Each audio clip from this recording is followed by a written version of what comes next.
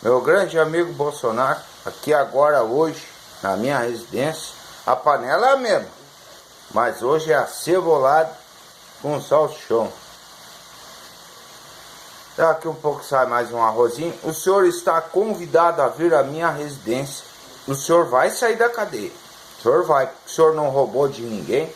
O senhor deixou o país no positivo. Não sou aquele cara que já está devendo. Todo mundo já sabe, né? Mas ninguém quer falar. Ô, seu Bolsonaro, que minha comida é simples. Minha comida aqui é simples.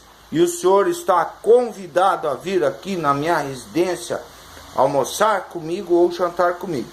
Porque aquele vagabundo não vai ficar mais nesse país. Porque ele não merece um cachorro.